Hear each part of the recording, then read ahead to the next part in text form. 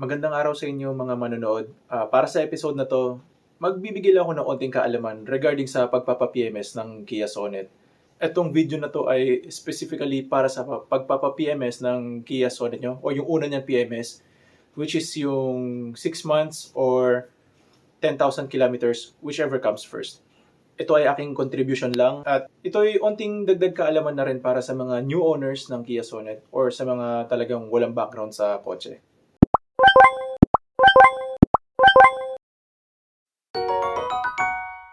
Bale, para mag-proceed, kailangan nyo mag-book muna ng appointment sa service department ng branch na gusto nyong puntahan. At from there, sabihin nyo doon kung anong petsa ang pwede nyong or ang petsang gusto nyo na pwedeng makapag-book ng appointment. Take note, mas maganda kung magpapa-PMS kayo bago kayo pumalo ng 10,000 kilometers or sa ika-6 na buwan ng unit nyo. Whichever comes first naman sa dalawang yan. Sabi sa akin ng service advisor doon, okay lang naman daw na maliit ng onte, pero wag naman daw lalagpas na 1 buwan. Importante sa kanila yung makapag-abiso kayo na mas maaga para makapag-set talaga ng petsa kung sakasakaling malay nyo mapagbigyan.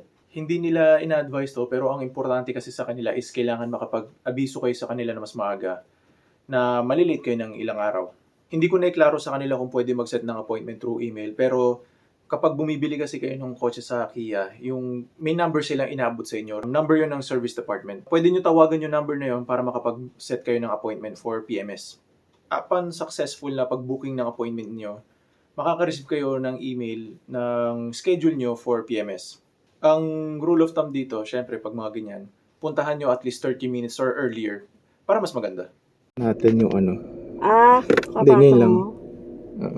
Kasi yung ibang users daw o ibang owners, sabi nila kapag ini-start daw yung sasakyan, hindi daw nabababa agad yung bintana. Naku. Yung iba nagloloko, tapos yung iba matagal bago umakyat. Yung mga napanood ka? Nababasa ko rin sa group chat na Sige nga. So nung pagka-start ko sa atin kanina, thankfully hindi tayo ganun na hindi tayo kasama sa ganung issue. Pero kung kasi kung sakali, tinesting ko na din para nga kung sakaling eto sa PMS natin, tawag dito, maisabay.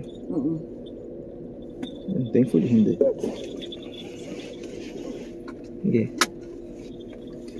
We're off para sa first PMS ni Baby Kaiju.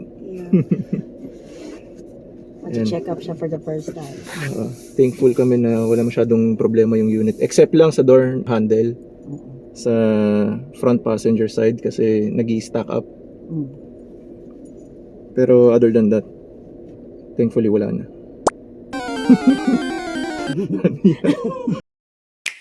Upon arrival sa casa, dahil yun yung pinaka-schedule na appointment nyo, kailangan nyo kausapin uli yung service advisor nyo para maipila yung sasakyan nyo. Kasi hindi porke, halimbawa, nakaset ka na appointment ng alas 8, meaning, ikaw ang ipaprioritize ng alas 8. Hindi po ganun yun. Kumbaga, kailangan pa rin po nila ipila yun. Hindi ibig sabihin nun na kayo lang ang iintindihin nun kasi marami kayong nakapila din. Kumbaga, marami kang makakasabay. So, pumila po tayo. Kapag okay na sa pila, gagawa ng visual inspection yung service advisor sa unit mo para sa kanilang initial inspection at for documentation purposes na rin. Tapos, after nun, sa kanila ipapadala yun sa service area para gawin yung typical na PMS. Ngayon, yung price niyan, magdedepende sa status ng unit mo. Hindi po siya pare-parehas sa lahat or fixed price. Kasi yung iba, baka mamaya malala na yung status ng ibang components ng unit nila o yung pinakasasakyan itself. So, kapag ganun yung mga senaryo, syempre may mga kailangan palitan.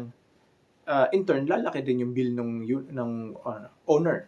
Halimbawa na lang yung cabin air filter. Isa yan sa madalas na palitan tuwing nagpapa-PMS.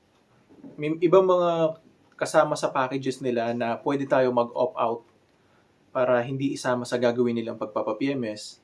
Pero, kailangan mabusisi din tayo at saka reasonable yung mga kailangan nating hindi mo na i-include kung sa tingin natin hindi naman karapat-dapat pa na palitan. May option tayo na hindi palitan ang ibang replaceable parts kagaya nga ng cabin filter. Or may chance din tayo na hindi nila palitan yon. Depende sa condition ng filter upon their inspection. So ayun, kapag okay na initial papers mo, pwede ka na mag-relax muna. Dito sa Kia Alabang, may option ka na either maghintay ka dito sa service area department or dun ka na lang sa lounge nila sa loob ng showroom. May sofa set sila doon, maganda at comfortable naman. Problema lang is maliit lang yung space, pero that should suffice para makapag-relax ka. Parang sala sa bahay ang setup, tapos yung TV, smart na din, so pwede ka mag-stream ng videos. Pwede rin, magtititingin ka muna din ng ibang units on display habang naghihintay kung gusto mo. Nitong December lang kung kailan kami nagpa-PMS, meron silang naka-display na EV6. At ngayong January naman, meron silang EV9 on display sa showroom. Naka-highlight din dito yung accessories naman nila for the Sonet. So kung interested ka, ito prices nila. May mga items lang dito na hindi ko nakuha prices kasi walang price tag by the time of filming. Humingi lang ako just in case. Tapos, ayan, pakita na lang natin na ano, sa mga interesado.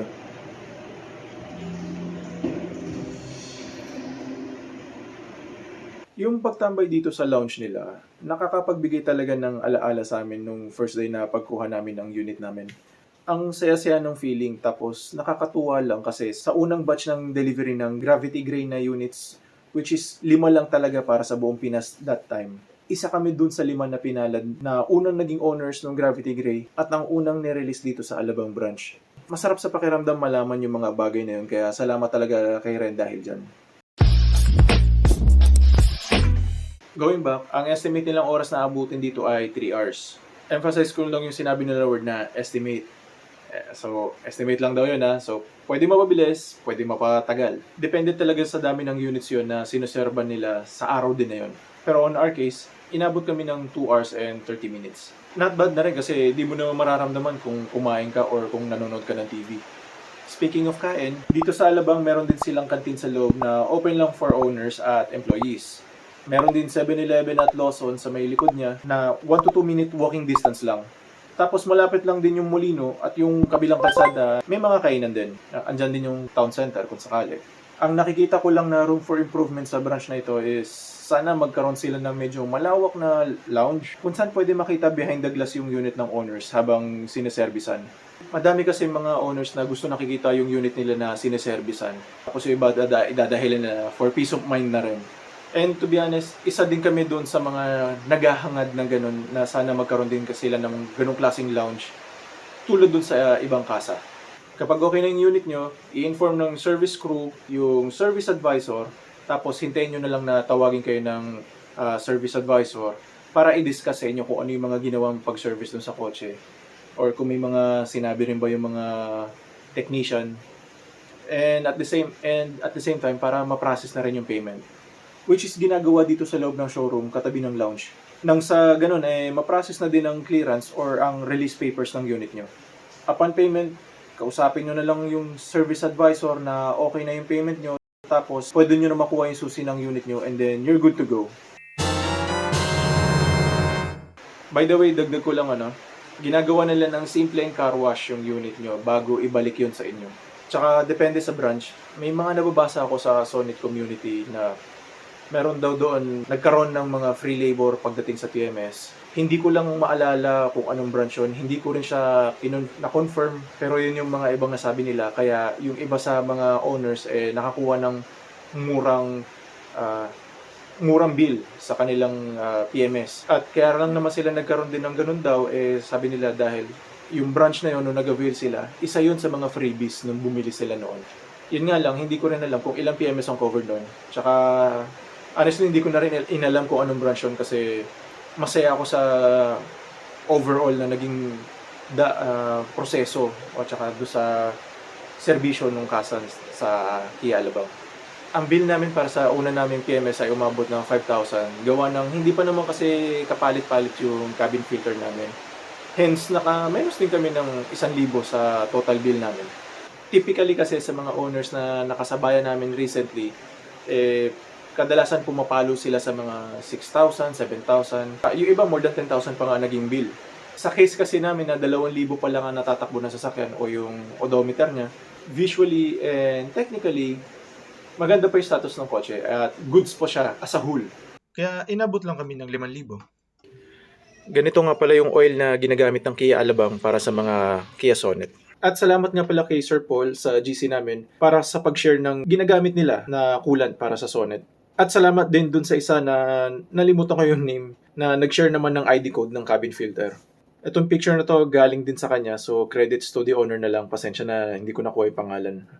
Hopefully nakapagbigay ako sa inyo ng onting ideya sa mga ganap sa pagpapa-PMS ng inyong Kia Sonet. Huwag nyo kalimutan na tignan at obserbahan yung unit nyo right after matapos magpa-PMS para kung sakaling may issue ay maibalik nyo agad sa kanila para ma-actionan nila ang concerns nyo. Hanggang dito na lang muna. Hanggang sa muli, paalam muna pansamantala.